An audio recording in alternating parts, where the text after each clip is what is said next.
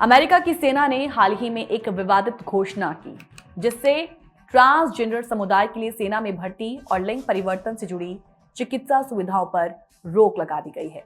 आज की इस एपिसोड में हम सबसे पहले इस फैसले की पृष्ठभूमि, इसके संभावित प्रभावों और इसके खिलाफ उठने वाली आवाजों पर विस्तार से जानकारी रखेंगे। अमेरिकी सेना ने हाल ही में एक बड़ा निर्णय लिया, जिसके तहत ट्रांसजेंडर व्यक्तियों को अब सेना में भर्ती होने की परमिशन नहीं होगी। इसके अलावा सेना अब सैनिकों को लिंग परिवर्तन की प्रक्रिया से जुड़ी कोई चिकित्सा सुविधा प्रदान नहीं करेगी। इस फैसले को अमेरिकी रक्षा विभाग पेंटागन द्वारा 27 जनवरी को राष्ट्रपति डोनाल्ड ट्रंप के हस्ताक्षरित कार्यकारी आदेश यानी कि उनके एग्जीक्यूटिव ऑर्डर्स के तहत लागू किया गया। अब यूएस आर्मी ने भी सोशल मीडिया प्लेटफॉर्म पर पोस्ट करके ये घोषणा कर दी है। उन्होंने कहा है कि अब ट्रांसजेंडर व्यक्तियों को सेना में शामिल होने की परमिशन नहीं दी जाएगी। आर्मी सैनिकों के लिए लिंग परिवर्तन से जुड़ी प्रक्रियाओं को निष्पादित करना या सुविधा प्रदान करना बंद कर रही है। इसके साथ ही सेना ने ये क्लियरली बता दिया है कि जिन सैनिकों को जेंडर डिस्फोरिया की समस्या रही है, उनके लिए सेना में भर्ती पर रोक लगा दी जाएगी और साथ ही साथ लिंग परिवर्तन से जुड़ी सभी चिकित्सा प्रक्रियाओं को अब रोका जाएगा। बता दें कि यह आदेश राष्ट्रपति ट्रंप के पहले कार्यकाल 2016 से 2020 के दौरान उठाए गए कदमों की एक पुनरावृत्ति है, यानी उसे रिवाइज किया गया है, जब उन्होंने ट्रांसजेंडर सैनिकों की भर्ती पर बैन लगाने की कोशिश की थी। हालांकि कानूनी जटिलताओं के कारण वो ये कदम तुरंत नहीं उठा पाए थे, लेकिन अब राष्ट्रपति ट्रंप ने अपने दूसरे टेन्योर में इसे लागू करने का आदेश दे दिया है।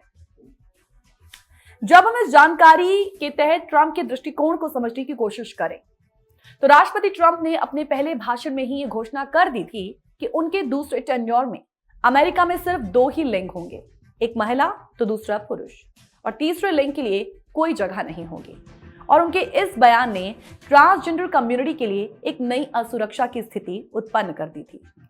ट्रंप प्रशासन के तहत ये फैसला आया है, जो ट्रांसजेंडर व्यक्तियों के लिए सैन्य सेवा के दरवाजे को हमेशा हमेशा के लिए बंद कर देता है।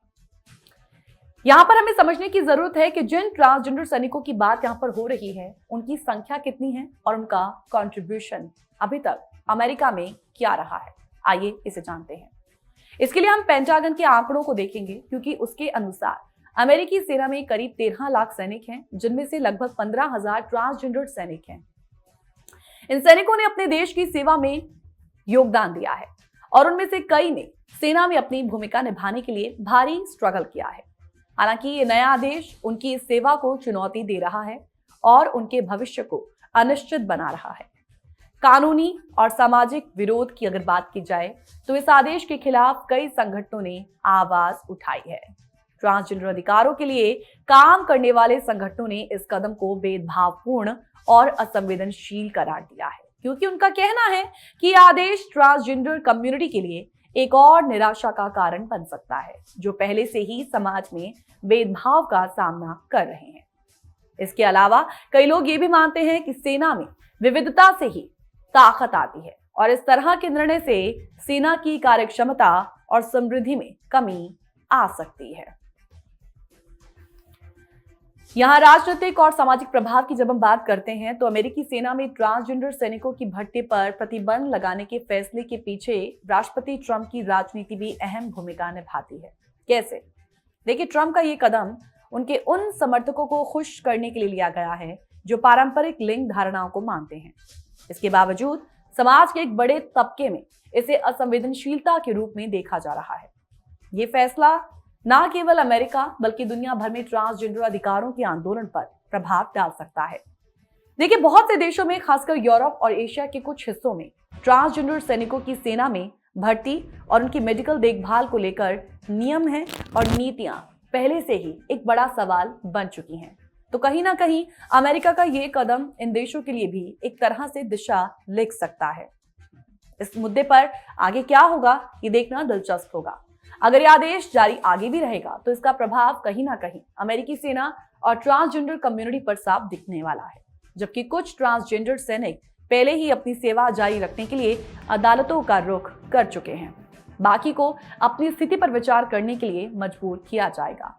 किसी भी समाज में देखिए, समानता और न्याय की व्यवस्था का बुनियादी हिस्सा यही है कि हम सभी को समान अधिकार प्रदान करें, भले ही उनका लिंग, जाति या पहचान कुछ भी हो।